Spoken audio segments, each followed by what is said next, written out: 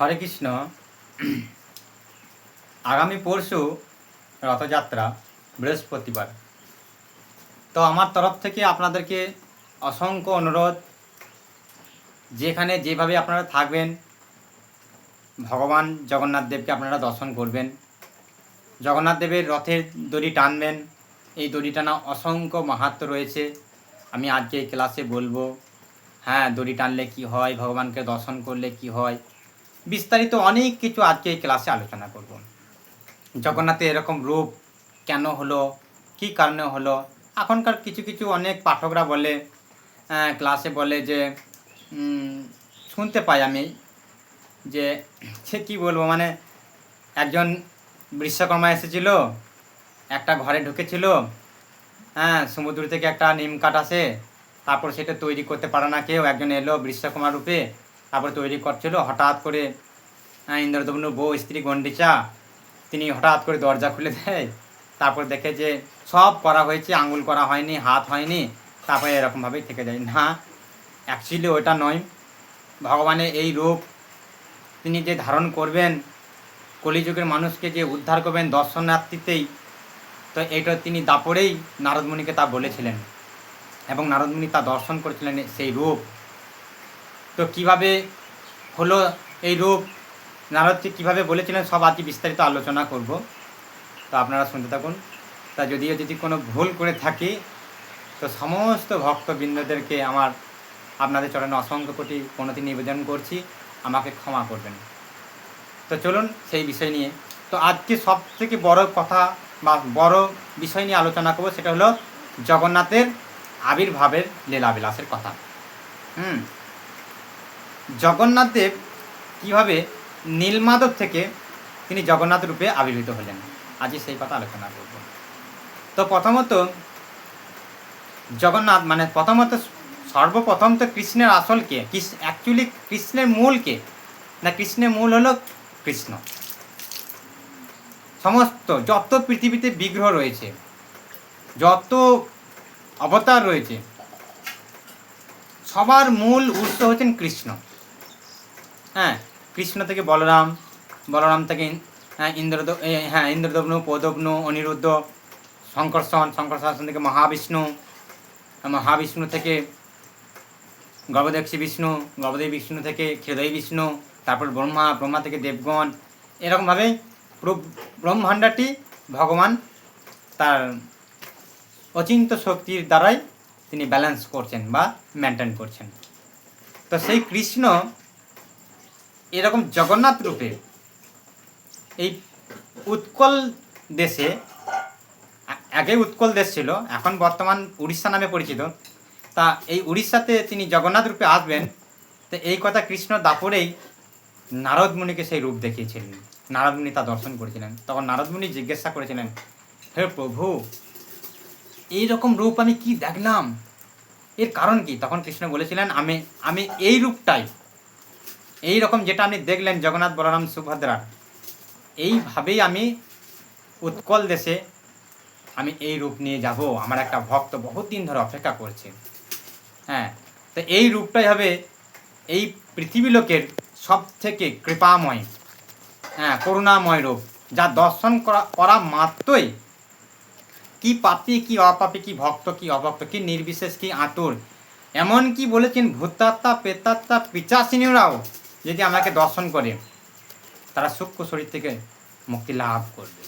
আর সত্যি তাই, যখন জগন্নাথ দেবের রথযাত্রা আরম্ভ হয়, ওখানে ভূতাত্মা, প্রেতাত্মা, পিচাচিনী অনেক কিছু যায়, এমনকি দেবতারাও পর্যন্ত ভগবানকে দর্শন করতে যায়। আরব দর্শন, এই আরব দর্শনটা একটা বিরাট মাহাত্ম্য রয়েছে। এই আরব দর্শনটা যখন ভগবান জগন্নাথ দেব নিজের মন্দির থেকে বেরিয়ে তিনি যখন ওনার মাসির বাড়িতে থাকেন, ওই মাসির বাড়িতে যে 7টা দিন থাকে, ওই 7টা দিনের মধ্যে যে কোনো একটা দিন রাত 12টার পর যদি কেউ দর্শন করে, সেটাকে বলা হয় আরব দর্শন। তো এই আরব দর্শন যদি একবার কেউ করে, তাহলে সে এ জন্মেই মুক্তি লাভ করবে। তো এইরকম ভগবান জগন্নাথ দেবকে দর্শনের অনেক ভাগ রয়েছে। ভগবানের মূল বিগ্রহতে যখন মূল মন্দিরে দর্শন করাটা একটা আলাদা দর্শন, ভগবান জগন্নাথ দেব রথে বেরিয়ে গেছেন রাস্তায়, সেখানে দর্শনটা একটা আলাদা দর্শন, ওনার মাসির বাড়িতে দর্শন করাটা একটা আলাদা দর্শন। তো ঠিক ভগবানের অসংখ্য অসংখ্য জগন্নাথ দেবের লীলাবিলাসের কথা রয়েছে, এরকম অনেক পাঠকদের কাছ থেকে আপনারা শুনতে পাবেন। তো দাপরে একবার একটা ঘটনা বলি, তাহলে বুঝতে পারবেন নারদ প্রথমে কৃষ্ণেদের এই রূপটা দর্শন করেছিলেন, কৃষ্ণ, বলরাম এবং জগন্নাথের। একবার 1600 মহিষী রুক্মিণী দেবীর কাছে এলেন, রোহিণী মায়ের কাছে, রুক্মিণী বলছি, ক্ষমা করবেন। সেই 1600 মোহিনী রোহিণী মায়ের কাছে এসে বলল যে, রোহিণী মা, আপনি তো কৃষ্ণকে লালন পালন করেছেন, বলরামকে লালন পালন করেছেন, তো আপনার থেকে আর ভালো কে তার বাল্যলীলা জানবে, তা আমাদেরকে ভগবানের একটু বাল্যলীলা শ্রবণ করান। তখন সেই রোহিণী মা রাজি হলেন যে ঠিক আছে, আমি শ্রবণ করাতে পারি, কিন্তু একটা শর্তে, কৃষ্ণ যেন না চলে আসে ওনাদের সামনে, আমি ওনার লীলাবিলাস বা বাল্যকালের লীলাবিলাস আমি কিন্তু বলতে পারবো না। তখন সুভদ্রা মহারানী বললেন, রুক্মিণী মা, কোনো টেনশন নেই, আমি দরজায় গার্ড দিয়েছি, আপনি এনাদেরকে ক্লাস শোনান। তো ঠিক আছে, মানে রাজি হয়ে গেল। হ্যাঁ, সেই রোহিণী মা তার বাল্যলীলা এমন মধুর্য মুখ দিয়ে তিনি ক্লাস করতে আরম্ভ করলেন, সব আত্মহারা হয়ে গেলেন। অচেতন অবস্থায় সেই 1600 মহিষী শ্রবণ করতে লাগলেন। আর এদিকে সুভদ্রা রানী দরজায় গার্ড দিচ্ছিলেন যাতে কৃষ্ণ এবং বলরাম না চলে আসে। তো সেই দ্বারপাল হিসাবে গিয়েছিলেন, তো তিনিও সেই বাল্যলীলা শ্রবণ করতে করতে আত্মহারা, এত সুন্দর, বাস তিনি ভুলে গেছেন। হঠাৎ করে সেই খেলা শেষ করে বলরাম আর কৃষ্ণ এখন সেই সুভদ্রা যেখানে দাঁড়িয়েছিলেন ওখানে এসে চলে এসেছে। কি হচ্ছে এত লোক? হ্যাঁ, আমার কথা, ও আমি বাল্যকালে এরকম করেছি, আর সুন্দর লীলাবিলাস করেছি। হ্যাঁ, তিনি মহিমুক্ত হয়ে গেলেন নিজের লীলাবিলাসের কথা শুনে। তো কৃষ্ণ তখন সুন্দরভাবে শুনতে লাগলেন। তো সুভদ্রার বাঁ দিকে কৃষ্ণ দাঁড়ালেন আর ডান দিকে বলরাম দাঁড়ালেন। তো শুনতে শুনতে আতুল মাত্রা হয়ে গেলেন। হঠাৎ করে সেই মধুর্য রোহিণী মায়ের মুখ থেকে শুনতে শুনতে কৃষ্ণের অটোমেটিক হাতগুলো ভিতর দিকে ঢুকে গেছিলেন। এই হাতটা ঢুকে গেছিলেন, বা হাত ঢুকে গেলেন, ডান হাত ঢুকে গেলেন, বলরামের হাত ঢুকে গেছিলেন এবং সুভদ্রা মহারানীর হাতগুলো ঢুকে গেলেন। আর সেই টাইমে হঠাৎ করে সঙ্গে সঙ্গে নারদমুনি সেই রূপ দর্শন করে ফেললেন, চলে এলেন তিনি। এ কি দেখলাম আমি, এ কি রূপ? কৃষ্ণকে জিজ্ঞেস করলেন, হে প্রভু, এই রূপের মহিমা কি, কি বিস্তারিত আমাকে বলুন। তখন কৃষ্ণ বলরাম বললেন, বলছি এই রূপটা নিয়েই আমি উৎকল দেশে উড়িষ্যা রাজ্যে যাব, এটাই আমার সর্বশ্রেষ্ঠ কৃপাময়ের একটা বিগ্রহ রূপ হবে, যা এই কলিযুগের পাপাচ্ছন্ন মানুষরা শুধু দর্শন করা মাত্রই আমাকে তারা মুক্তি লাভ করবে। তো এইভাবে নারদকে তিনি আগেই বলেছিলেন যে আমি এইভাবে যাব। তো যেটা মেন কথা, যে নীলমাধব থেকে কিভাবে জগন্নাথ রূপে তিনি পরিণত হলো। হ্যাঁ, তো সেই লীলাবিলাস আমি পড়ে পড়ে বলবো, আপনারা খুব সুন্দরভাবে শ্রবণ করুন। জগন্নাথ দেবের লীলাবিলাসের কথা শ্রবণ করার মাত্রই বহু জন্মার্জিত পাপ তুড়ি মেরে নিমিষের মধ্যে পুড়ে ধ্বংস হয়ে যায়। তো আমি চাই সমস্ত যত এই জগতে মানুষ রয়েছে, এই কয়েকটা দিন ভগবানের লীলাবিলাস আপনারা শ্রবণ করবেন। হ্যাঁ, দেখবেন আপনারা অনেক উপকার পাবেন। আর অবশ্যই অবশ্যই ভগবান জগন্নাথ দেবকে দর্শন করতে ভুলবেন না। তো চলুন সেই লীলাবিলাসের কথা আমি শুরু করি। একসময়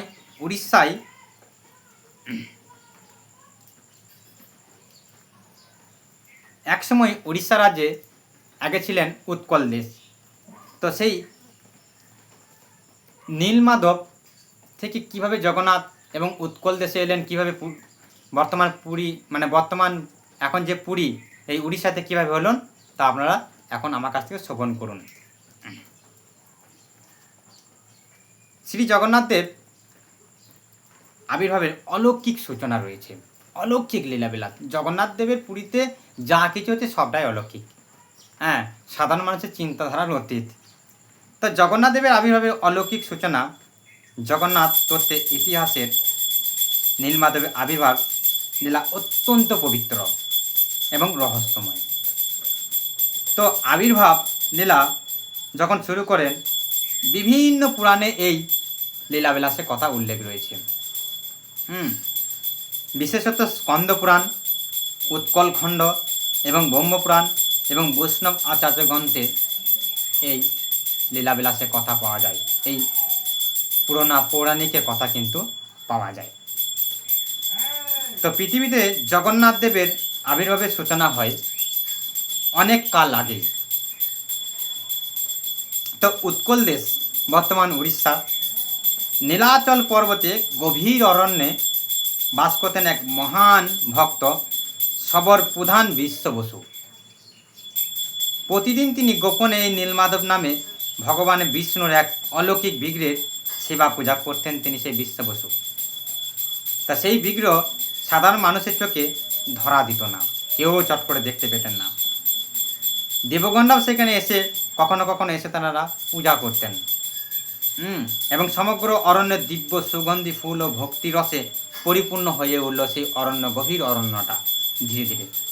এদিকে মালব দেশের পরম ধর্মপরায়ণ রাজা ইন্দ্রদম্নু একদিন এক তীর্থযাত্রীদের কাছে থেকে এই নীলমাধবের অপূর্ব মাহাত্ম্য কথা তিনি জানতে পারলেন বা শ্রবণ করলেন। পৃথিবীতে এমন এক দিব্য বিগ্রহ বিরাজমান, যার দর্শন করলে মানুষের জন্মার্জিত পাপ নষ্ট হয়। বুঝলেন তো আমি যেটা বলছিলাম, দেখুন শাস্ত্রে তা উল্লেখ রয়েছে। এবং ভক্ত ভগবানের অশেষ কৃপা লাভ করে।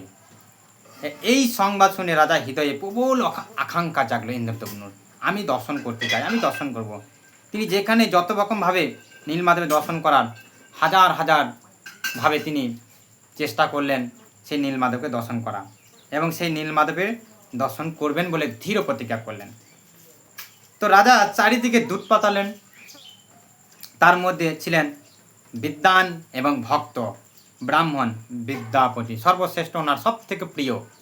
সেই বিদ্যাপতি বহু বন জঙ্গল নদী দুর্গম পথ অতিক্রম করে তিনি বিশ্বাবসু গ্রামে পৌঁছালেন। সেই বিশ্বাবসু কাছে তিনি গেলেন। প্রথমে বিশ্বাবসুর নীলমাধবের অবস্থানটা গোপন রাখলেও পরে নানা ঘটনার মাধ্যমে বিদ্যাপতিকে নিজের জামাতা হিসেবে গ্রহণ করলেন। অনেক অনুরোধের পর, অনেক কাকতি মিনতি করার পর, বিদ্যাপতির কথায় বা তার মেয়ের কথায় অনেক কাকতি মিনতি হওয়ার পর সেই বিশ্ববসু রাজি হলেন। অনেক অনুরোধ করার পর বিশ্ববসু বিদ্যাপতিকে নীলমাধবের কাছে নিয়ে যেতে তিনি রাজি হলেন। কিন্তু তিনি একটা শর্ত রাখলেন, একটা শর্তে, আমি তোমাকে নিয়ে যেতে পারি, কিন্তু চোখ বেঁধে নিয়ে যাবো, যাতে তুমি পথ প্রদর্শন না করতে পারো। তো এরকম একটা শর্ত তিনি রাখলেন, বিদ্যাপতির চোখে কাপড় দিয়ে বেঁধে নিয়ে যাওয়ার শর্ত। তিনি পথটা যাতে যাবার সময় যাতে না চিনতে পারে, সেরকম একটা মনোভাব করলেন। বিদ্যাপতি অত্যন্ত বুদ্ধিমত্তার সঙ্গে তার পোশাকের ভাঁজে সরিষার বীজ লুকিয়ে রাখলেন, এবং পথ চলতে চলতে সেই বীজগুলি তিনি ফেলতে থাকলেন। চাটি চাটি করে ফেলে ফেলে ফেলে ফেলে তিনি যান। এই বীজগুলি ফেলতে থাকলেন। কিছুদিন পর বীজটিতে সেই বীজ অঙ্কুরোদ্গম হলো এবং গাছের পরিণত হলো, এবং পথটি ছিন্ন হয়ে গেল। বোঝা গেল তো? পথটি যখন ছিন্ন হয়ে যায়, যখন বিদ্যাপতি সে নীলমাধবের দর্শন করার জন্য যায় বা দর্শন লাভ করেন, তখন তিনি বিস্মিত হয়ে, অবাক হয়ে, মূর্ছিত হয়ে পড়ে গেলেন। তিনি দেখলেন ভগবান নীলমাধব অপূর্ব দিব্য জ্যোতিতে বিরাজ করছেন, অপূর্ব দিব্য জ্যোতিতে তিনি বিরাজ করছেন। চারিদিকে দেবলোকের মতো পরিবেশ, দেবতাদের পূজা, আর্থিক সুগন্ধ এবং স্বর্গীয় শান্তি, সেখানে শান্তি লাভ হচ্ছে, স্বর্গীয় শান্তি লাভ হচ্ছে। সেই দৃশ্য দেখে বিদ্যাপতির চোখে আনন্দ অশ্রু নেমে এলো। তিনি কান্না করতে লাগলেন, আর থাকতে পারলেন না। তিনি চোখে কান্না করতে করতে সেই নীলমাধবকে দর্শন করলেন। তিনি অশ্রু করতে করতে তিনি কান্না করলেন। একদিন হঠাৎ বিদ্যাপতি লক্ষ্য করলেন একটি কাক নীলমাধবের নিকটবর্তী পবিত্র কুণ্ডের, হঠাৎ করে তিনি সেই কুণ্ডে পড়ে সঙ্গে সঙ্গে দিব্য চতুর্ভুজ রূপ ধারণ করে বৈকুণ্ঠে গমন করলো। তিনি দেখলেন হঠাৎ করে যে নীলমাধবের কাছ থেকে একটা জ্যোতি টাইপের বেরিয়ে একটা কাকের পরিণত হলো, কাক পাখি। তো সেই কাক পাখি একটা ছোট্ট কুণ্ডে পড়ে দিব্য জ্যোতিতে তিনি চতুর্ভুজ রূপ ধারণ করলো এবং বৈকুণ্ঠে গমন করলো। তখন বিদ্যাপতি মনে হলো, এই পবিত্র স্থানে যদি আমি কোনো কারণবশত দেহত্যাগ করতে পারি, তাহলে আমি ভগবানের দিব্য ধাম লাভ করব। কিন্তু আকাশ থেকে দৈবীবাণী হলো, আকাশ থেকে দৈবীবাণী হলো, তিনি বললেন, হে বিদ্যাপতি, তুমি এখন দেহত্যাগ করো না, রাজা ইন্দ্রদম্নকে এই সংবাদটা জানাও। ভগবানের এক মহান লীলা এখনও প্রকাশিত হতে অনেক বাকি। বিদ্যাপতি ফিরে এসে রাজাকে সমস্ত ঘটনাটা জানালেন। রাজা ইন্দ্রদম্ন বিশাল সেনাবাহিনী নিয়ে ওই অসংখ্য ভক্তকে নিয়ে নীলাচলে উপস্থিত হলেন, কিন্তু সেখানে গিয়ে দেখলেন নীলমাধব অন্তর্ধান হয়েছে, আর তিনি নেই। তিনি ভেঙে পড়লেন, তিনি অত্যন্ত তিনি কষ্ট অনুভব করলেন, উপবাস করলেন, ভগবানের কাছে প্রার্থনা করতে লাগলেন। তখন আবার দৈববাণী হলো, হে রাজন, দুঃখ করো না, আমি নীলমাধব রূপে অন্তর্ধান করেছি, কিন্তু শীঘ্রই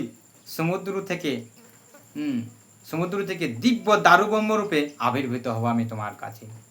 তুমি চিন্তা করো না, তুমি কোনো দুঃখ করো না, তুমি কান্না করো না, আমি আসবো।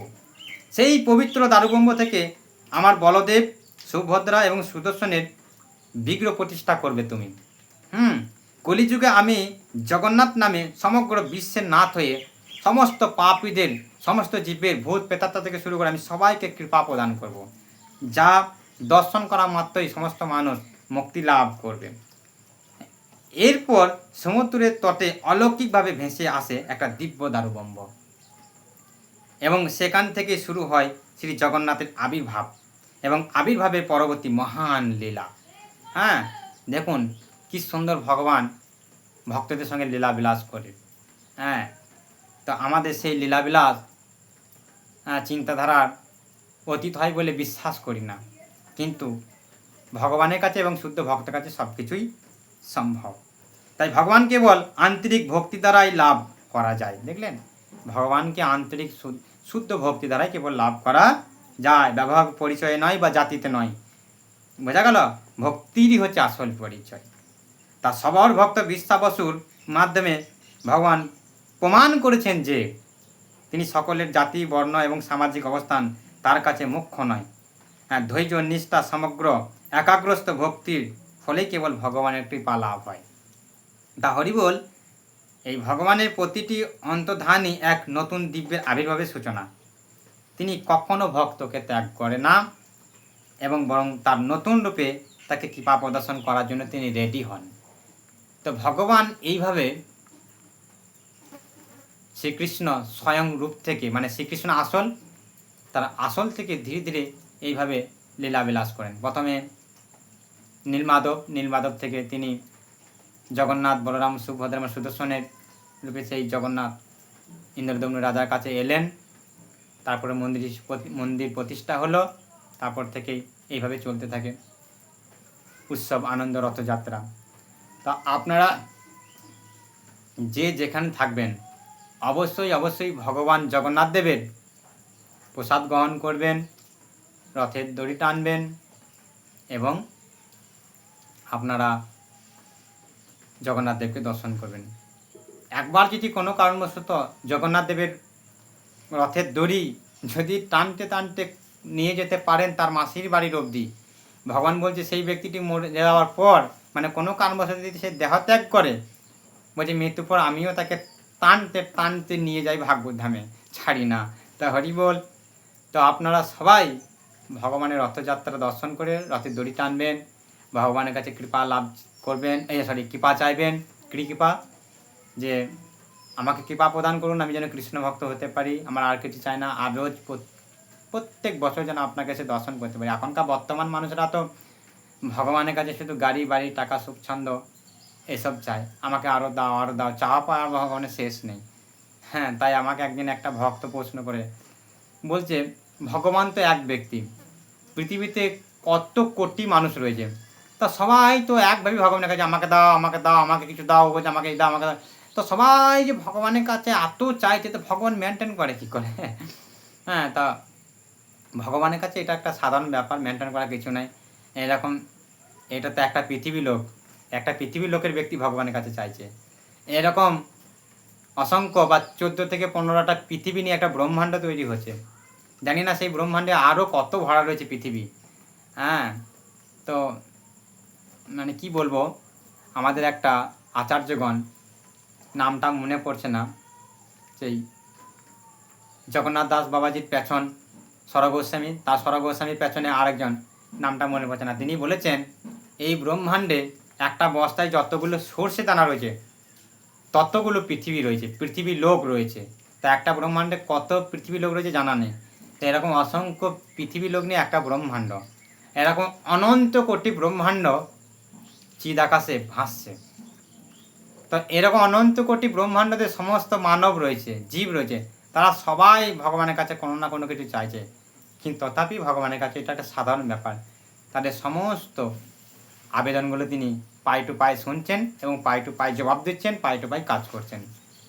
তা বোঝা গেল, তা ভগবানের কাছে কিছুই নয়, আমাদের সাধারণ মানুষের কাছে অচিন্তনীয়।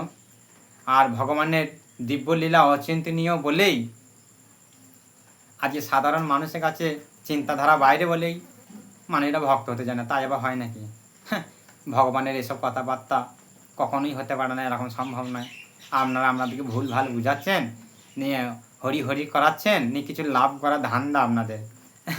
তো যাই হোক, এরকম মনে মনে ভাবে। এখন তো ইস্কনকে আমাদের ঘরের ছেলেরা, এই সনাতনের ধর্মে জন্মগ্রহণ করে ঘরের ছেলে হয়ে অনেক ব্যক্তি ইস্কনকে ব্যবসা বলে, ভুল বুঝে।